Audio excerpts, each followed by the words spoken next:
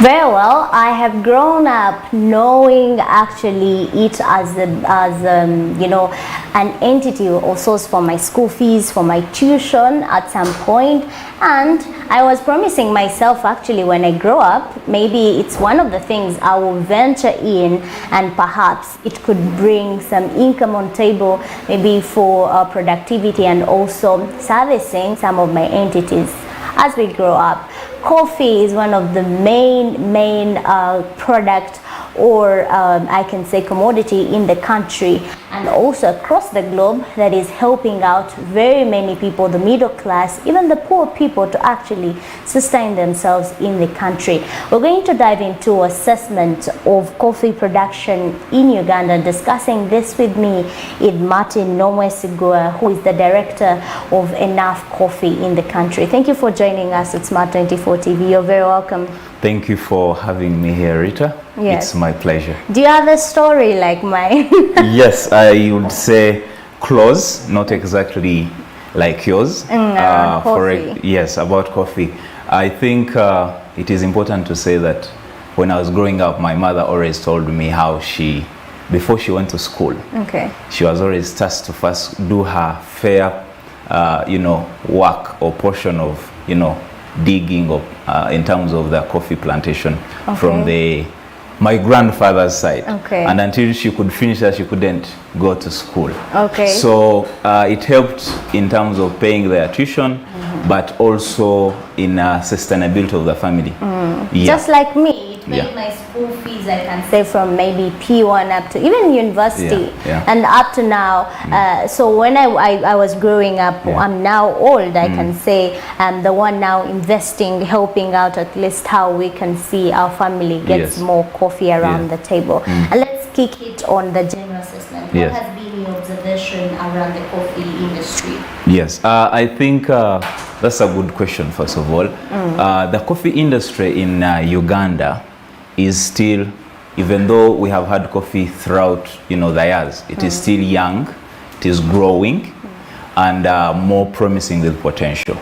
Our coffee qualities have improved in terms of, I think it was last year when our coffee was tested by international coffee testers, and it was ranked number 3 in the world, which is a good rank, but we can aim higher for the number 1 position. In Africa, Uganda is second in terms of coffee production, and in the world is 8th.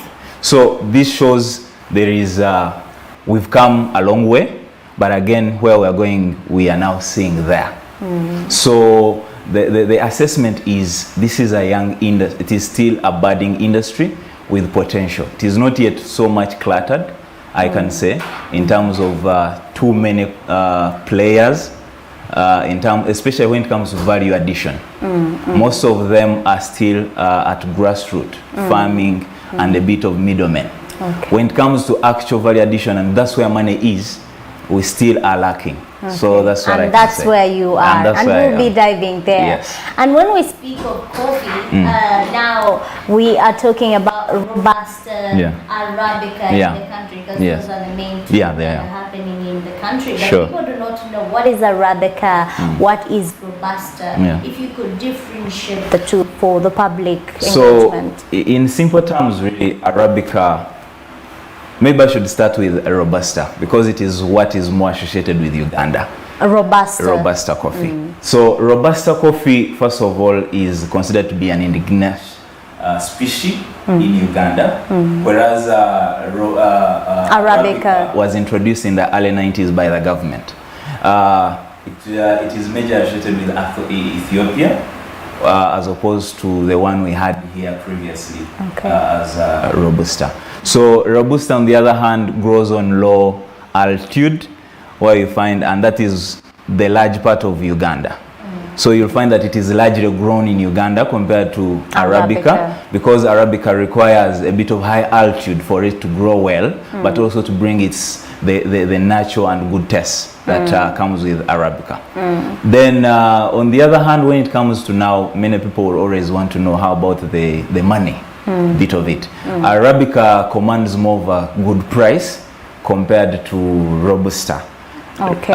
Reason being that, first of all, Arabica has more flavors. Okay. It tastes a bit sweeter than than Robusta.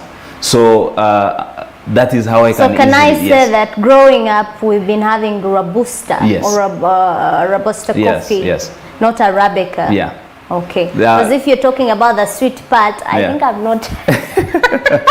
I have not had the sweetest part of the coffee. They just they were just putting it on the sunshine and selling it. If you're to pound or get any product, of course you just taste that. It's moderate, so the Arabica is the sweetest. Okay. And speaking of the latest statistics going on from the Uganda Coffee Authority here, a total of 700,000 and 700,035. That is around 60. That is around 60 kilo bags of coffee valued at 69.93 million were expected in July. So these are some of the reports that actually are recent from the authority, showing how coffee exports also have amounted because of the Arabica even. And we're going to be getting there. But for now, if you could highlight for us on the consideration of effective coffee production in the country. So one thing I would say is, first of all, if you want to do something good, you really have to start from ground up. Okay. So if we expect produce good quality coffee, then we need to see where is it coming from, how did we plant it, how did we harvest it, up to the level of the cup. Okay. So first of all, I would say the consideration for good coffee production, it would first look at what is our soil, for example, if I'm a farmer, what is my soil, soil texture, but it also the composition, because we know it well that for example, coffee from Uganda will taste different from the one in Ethiopia. It will taste different from the one from Vietnam or Brazil. Okay. So the soil composition also affects the taste and the flavors.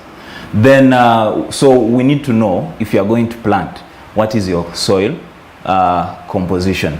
And on that, I think we are still a bit lacking, because the only thing I do is I want to plant coffee, I look for the coffee seedlings, and I plant. Yes, I just go to my garden and I put in the coffee. So you find that sometimes the yields are low, yet you cannot tell why, or the flavors are still wanting and you might not be able to tell, because maybe you did not analyze that. We have the experts, but then there is a bit of disjoint or detachment between them and the grassroots farmers. Okay. Then the other thing is, so let's say I've planted the right seedlings, the right soils. For example, if you plant Arabica coffee on a lowland, you are likely not to get better yields. It needs high altitude.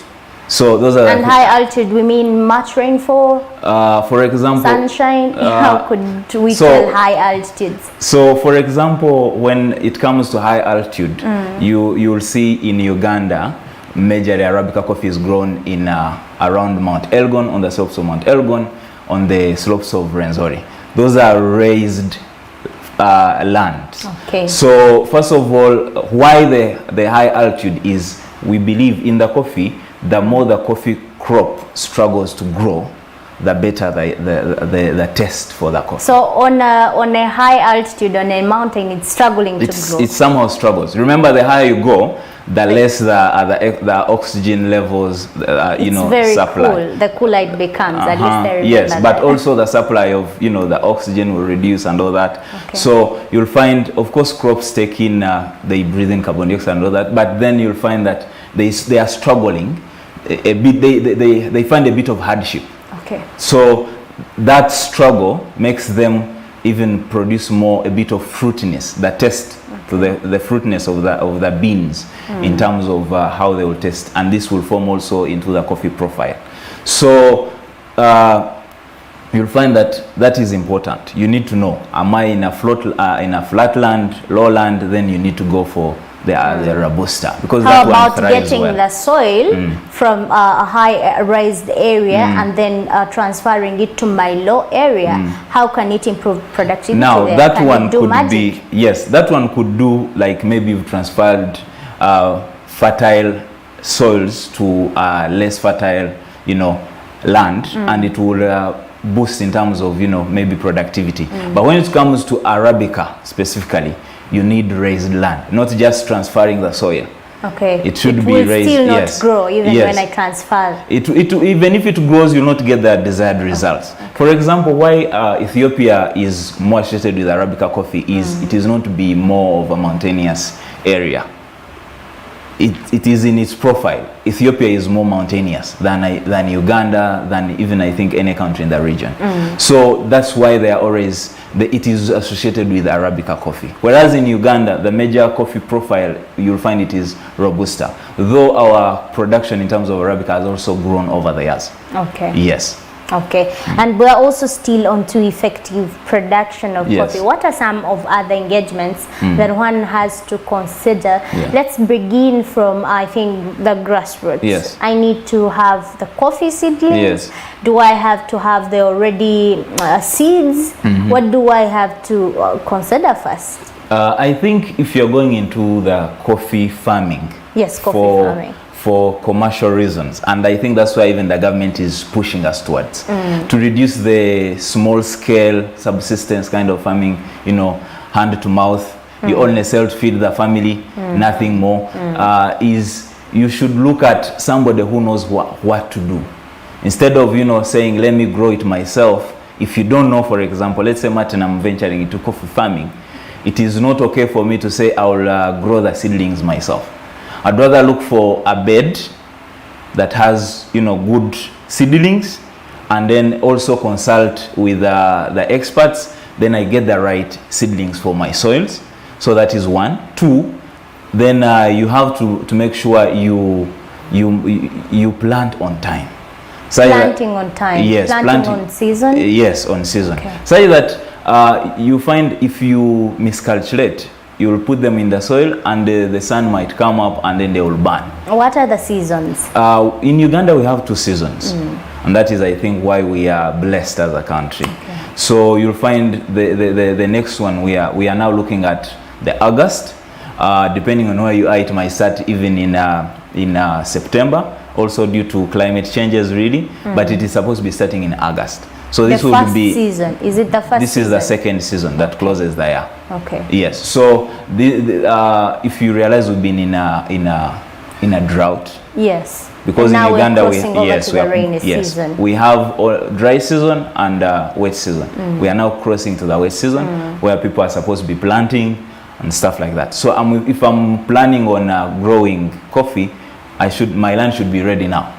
I'm planning on putting them in the soil. Now you should be able to add some fertilizers to be able to boost the crop, root development, the early development of the shoot and all that. But now crossing from the planting, the harvesting is very important. For quality purposes, it is better to hand pick the coffee, because we know harvesting. That yes, when you are picking the beans, we know that coffee all the beans don't ripen at the same time, because even the flowers don't come all at the same time. So when you use the strip method of harvesting everything at once, that's how I'm going to confess. Yes. I'm just going to say it now. That's how I grew up harvesting coffee. Okay. Even at home, that's how we grew up. Yeah. So when it's harvesting, you just like how it is, understand? You just pull it like this. And you're wiping everything off, and as long as the basin is full. Yeah, that one is fast, and it is a bit quite when I grew affordable up, in terms of labor. they were telling us it's very dangerous. It's not good. Yes. Because the danger with it is that you are also getting the green beans, the ones that are not yet ripened, have not yet ripened. So what happens is, when you dry those ones, they tend to shrink because they are still young. When they cross over to even production and they are roasted, they are the ones which will burn fast, which means it will affect the coffee quality up to when it goes even to the cup. So that's why you'll find the taste will not come out well, because there are those the poor the poor seeds. Yes. Okay. So that it is better to hand pick the coffee. Okay. Especially if you are looking into, let's say, specialty kind of coffees, as opposed to just commercial. Does it not take time, hand picking, just picking up? I feel like I need to do this first because I have a lot of, a lot of yields that are there. I have a lot of harvest happening. And then if I go hand picking, when will I finish, even if there is labor around? I know. So, like I said, the strip method is quick, it's faster, and it might take less labor. The danger or the downside to it is it gives poor results. Okay. So if you are interested in, for example, having good quality coffee, and good quality coffee commands a price. So you have to choose, should I run fast and get less, or should I pick my coffee well and get a better price? Okay. Because you'll find that a farmer, if you are selling your coffee, you might find that it ranges from 2,000 to around 6,000 a kilo. But also it depends on which coffee you're growing. Is it Robusta or Arabica? Arabica is on the top of the pyramid. It commands a better price. So if your quality is poor, you'll find that if you are supplying these big farms or the bigger vendors that are buying coffee, also maybe for export, you are likely to miss out. They might even reject your coffee, or when they tend to sort it, you'll get less kilograms, yet you harvested a lot. So that's very true. At least I have seen that happening. You took us to harvesting, but how about is there need for testing soils before? Because we're still on to looking out for considerations for this effective production and growth of coffee. Do I need to test my soils before? I mean, how do I know that this is good? So I think preparation is very important in everything we do. And there is no way you will set yourself up for success if you don't know what you're up against. So, for example, you'll find that if I come from, let's say, a high altitude area, for example, Mount Elgon is a volcanic mountain. So it means it has volcanic loam soils, which are considered to be very fertile. But then you need to know, for example, if you've planted throughout if the land has been used over time, it tends to lose some of the nutrients. So you need to know what is lacking in my soil and how should I compensate for it. That's why it is important to sample your soil to know, even if I'm planting, then what kind of fertilizer or what do I need to add into the soil to make it better to get more results. Because the tendency is you'll find people saying, in the old days we used to have better harvests. I don't know what is happening now. It is because soil over time it also gets losing. Yes. And can a farmer sample soil themselves? Yes and no. Okay. So the yes is if you are experienced. There are farmers who have gone to school or out of practice, they have been able to learn how to sample their soils. But actually we have laboratories, and I think this is where the government also should come in terms of helping our coffee farmers, because we have extension of farmers, we have district agriculture officers. This is where they should be able to come in to sensitize our people, but also if I collect my soil samples in the garden or the place I intend to plant my coffee, I can take it to a laboratory and have it analyzed, and then I'll be able to plant. The only challenge with this is the person down at the grassroots might not easily have access or know where to go.